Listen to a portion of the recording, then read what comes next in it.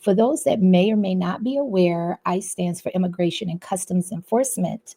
It's actually a federal agency under the U.S. Department of Homeland Security, also known as DHS, right?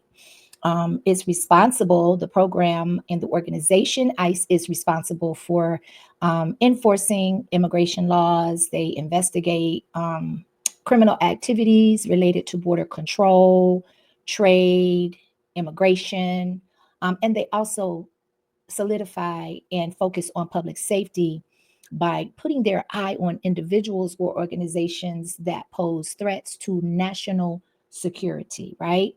So as of 2.5 months ago, this is what it looked like in the States, in Austin, Texas, to be more specific.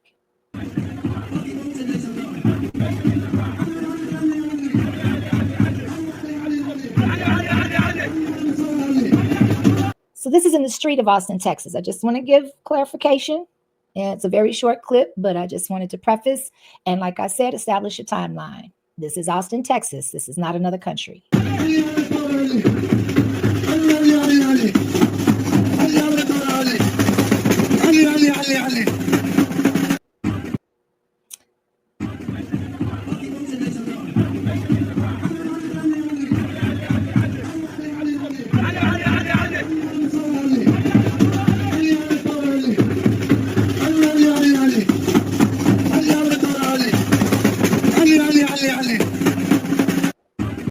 So this is what open borders has yielded over a period of time. These people have come into this country. We have not only, as a country, in the past 4 years, have opened up the borders unmonitored, different ports of entry, no enforcement. We have also given them and provided them with resources and the ability to actually plant their feet and establish a lifestyle and a new life in this country. And I don't know of any other country in the world that is able, where we are able, I will speak for us as Americans, can go into any other country and just do what we want and be taken care of while we're there, break laws, not be punished, not have any consequences, not be deported, not be incarcerated, imprisoned, or worse. And yet and still, in the great state of Texas, we have horses, we have flags from other countries, we have the culture and the singing and the camaraderie and the boldness of people stating basically, guess what? We're here, we're not going anywhere, and this is that, right? We just got these numbers moments ago, but it's a jaw dropper to say the least. So to set the stage here, let me just explain what these numbers mean. ICE has something called a non-detained docket. Essentially what that is it means migrants who were encountered by DHS but are no longer in federal custody. So who's on this non-detained docket? It's illegal immigrants who were caught and released at the border, released with the court date years away. They're in immigration proceedings, combined with illegal immigrants who have already been ordered, deported from the country by a judge, but are still here roaming the country. So keep that in mind, this non-detained docket. According to a letter that the acting director of ICE just sent to Texas Congressman Tony Gonzalez, on ICE's non-detained docket, they're currently tracking 425,000 non-citizens who have been convicted of a crime. Of that number, over 13,000 non-citizens have convictions for homicide and are on the non-detained docket, meaning they're roaming the country right now. On top of that, there are another 15,811 non-citizens convicted of sexual assault who are roaming the country right now on ICE's non-detained docket. It doesn't stop there. Those are convictions. The ICE director also says there are currently just under 1,900 non-citizens on the non-detained docket who have pending homicide charges, who are roaming the country, and another 4,250 non-citizens who have pending sexual assault charges, who are roaming the country on the non-detained docket. So people's eyes might be glazing over right now with all the numbers we just threw at you. Just to put it in a nutshell right here, what we've learned from the acting ICE director via this letter to Congressman Tony Gonzalez is right now there are over 13,000 illegal aliens convicted of homicide who are roaming the United States right now. There are another 15,811 illegal aliens roaming the country right now who have been convicted of sexual assault, and there are even more who are facing charges for homicide and charges for sexual assault. So those numbers are astounding. you're talking about 13,000. And these are people that are convicted. Okay. So we're talking about people that have gone through the due process. They've gone through the judicial courts and have been found guilty. Okay. And have been convicted. And we've got over 13,000, or this was back again in November. So again, I'm establishing a timeline, and it's going to lead up into the current, the past few days to the current time that we're in, and the developments as to why there is such an assertion and there is such an aggression of these organizations of ICE and all of the neighboring organizations that they have paired with in order to definitely get some of these, if not most, and the ultimate goal would be all, but we already know if you're undocumented and you're illegal, chances are that's not going to be fully successful 100%. However, there is an aggression to get these people deported and returned back to their native land, or at least get them the hell up out of the United States. So again, 13,000, that's a lot of people. That is a lot of people. We're talking about nationwide. We already have an issue and a problem with human trafficking, with sexual assault, with people being unalived, coming up missing.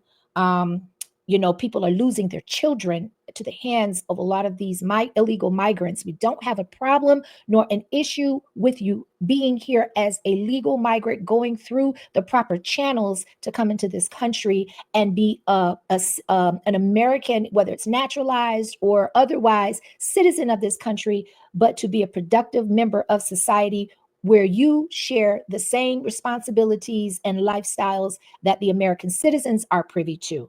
Okay. I know for many, many, many years, we have been considered the superpower of the world. How is it that when you have all of these other countries and all of these other governments looking at how we do business, this is what we have to display and show them, right? This goes to show, guys, the non-detained docket has exploded under the Biden administration to over, I believe it's 7.3 million. They're anticipating it could hit 8 million by the end of the year. But looking at the numbers on this letter right here, there are currently over 600,000 non-citizens on ICE's non-detained docket who are either convicted, 600,000 non-citizens on this non-detained docket who are roaming the country right now. Of that, 425,000 have already been convicted of crimes. 222,000 are pending crimes. And again, the most serious crimes we just told you about. And we have been supporting these people, not us directly, but our taxpayers' monies through resources that our citizens, particularly we're looking at our veterans, we're looking at our children, the educational system has been prioritized for a lot of these immigration, these immigrant children, the families getting cash stipends, getting SNAP benefits, getting housing when rent has over doubled in the past 5 or 6 years in the United States, but the pay wages have not gone up. These are things that are just does not make sense. They don't seem logical in any sense of the world. As of right now, we have a media agenda from the liberal side, in my personal opinion, that is sounding the alarm, trying to basically push the narrative that this is abuse, that this is mistreatment, that this is unfair, that these are constitutional violations. When, if you ask me, the citizens of this country's rights have been absolutely stampeded upon this entire past administration. And I just want to say, shout out to the current administration for not waiting on this, for addressing this head on, for utilizing the departments that are absolutely designated for events and situations such as this. And they're actually doing their job. Okay. So it definitely puts some type of reinforcement on our citizens and the environment that our families, our children, our jobs, our financial situations, our food sources, water sources, air sources, housing sources, all of these different things should be prioritized to the citizens of this country first and foremost, period, right? Lawmakers are both celebrating and criticizing the way President Trump's mass deportation plan is playing out. Hundreds of arrests have already been made, and the president has brought in new federal resources to help. Here's national correspondent Christine Frizzell with the details. It's an episode playing out on repeat in cities across America. America. This man arrested just outside of Boston. Fox News capturing these arrests also in Boston, which they say include MS-13 gang members and rape and murder suspects. Jails and mental institutions from other countries and gang members right off the streets of the toughest cities in the world are being brought to the United States of America and emptied out into our country. Donald Trump's Department of Homeland Security just granting new authorities to the Drug Enforcement Administration, Bureau of Alcohol, Tobacco, Firearms, and Explosives, and the U.S. Marshal Service to assist with immigration enforcement. Depending on what news sources you watch, they are really pushing this agenda. They even have illegal immigrants on TV crying, particularly women. Okay. They have a few men that I've seen, but it's usually the women because we're so much more emotional, at least we should be, than men. And they are crying on camera, giving their plight, pleas, and saying, you know what, we don't feel that we should be deported. We are, we're hardworking citizens. We're not here to commit crimes, this and that and the other, but yet and still we are in fear. They are perpetuating and pushing this fear factor by saying that Trump is and his administration and Tom Hogan and everybody else that is making the decisions as far as getting these people off of the soil. They're saying that they're being cruel, they're being unjust, that they're not being fair, they're targeting everyone. They are not. They have repeated between Tom Hogan and President Trump himself. Anytime they speak on the topic, they usually make the very clear statement that we want the dangerous people, we want the criminals, we want the convicts. All of these organizations and bureaus are working together and having to, on a federal level. Okay, so let me just point this out too.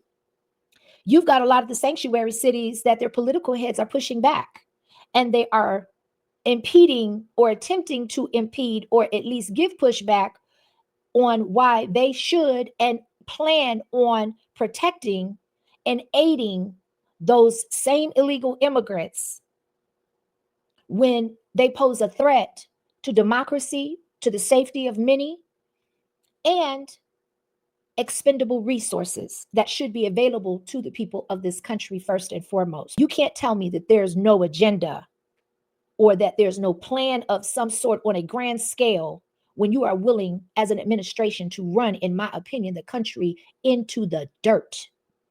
There has to be some type of a benefit in it for them, whether it's long-term or short-term, but it has been very apparent and very clear that this is not in the best interests of us, the citizens of this country. As his executive orders have declared, schools, hospitals, and churches are no longer off limits, with mixed messages coming from community leaders. Whether it's a school, a church, a hospital, they need a warrant. And if they don't have it, they don't get in. Supporters of President Trump's mass deportation plan celebrating the operations already being carried out. He wants to rid our cities and our country of people who are members of the drug cartels, sex traffickers, gang members, criminals who have been wreaking havoc in cities like mine. Her city of New York, as well as Boston, Philadelphia, Denver, Miami, and Washington, D.C., all sanctuary cities, among the cities targeted first, with nearly 500 arrests made, as some question the strategy. As these operations unfold in cities, the southern border itself is preparing for a flood of U.S. troops. 1,500 already ordered there, another 10,000 told to plan for the same. A mission involving blocking entry to migrants on the grounds they pass through countries where communicable diseases are present. In Washington. I tell you, if we ever wake up and we ever get past the programming of division, it's going to be game over.